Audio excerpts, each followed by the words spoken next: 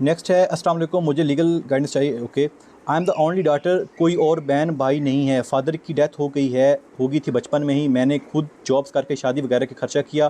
Unfortunately میری شادی successful نہیں ہو سکی. ڈیورس نہیں لی پر trying to manage in very toxic relation ship. Kids بھی نہیں ہیں.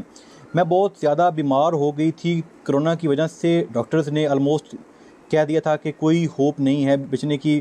میں اپنی مدر کو سپورٹ کر رہی تھی اتنے سالوں سے. میرے پاس کچھ سیونگز تھی جو میں نے ایک گھر لے لیا اور اپنی امی کے نام کر دیا. اس کو رینٹ پر دینے سے ان کا خرچہ کا مسئلہ نہ ہو اور میرے بعد انہیں کوئی پرابلم نہ ہو، یہ میں نے کہا سوچا. میں وہ اپنے نام اس لیے نہیں کیا کہ میرے بعد لیگل ہیئر ہسبینڈ ہوتے. اب پرابلم یہ ہوئی ہے کہ اللہ کے کرم سے میں بچ گئی پر میری مدر کی کڈنیز فیل ہو گئی ہیں اور ڈاکٹرز نے ہوپ چھوڑ دی ہے. مجھے کیا کرنا چاہیے؟ امی کی بات وراثت میں کیا گھر مجھے ملے گا؟ آٹومیٹکلی میرے ریلیٹیوز کہہ رہے ہیں کہ میں اکلوتی بیٹی تو صرف 130 سے جائے گا، کوئی گائیڈنس کریں.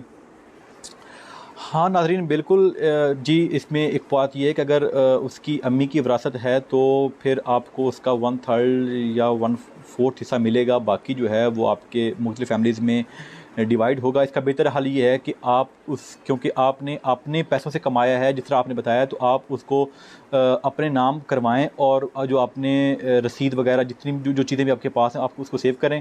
اور بجائے اس کے کہ آپ کل کو آپ کی امی خدا نخواستہ فوت ہو جائے، اللہ اس کی لمبی عمر کرے. بٹ اگین آپ کے لیے بہتر یہی ہوگا کہ آپ اس کو جو پاور آف ٹرنی ہے یا آپ اس کو پراپر جو ٹرانسفر ہے وہ اپنے نام کروا لیں اور جو آپ کے پاس ثبوت ہیں وہ اپنے پاس اس کو رکھیں.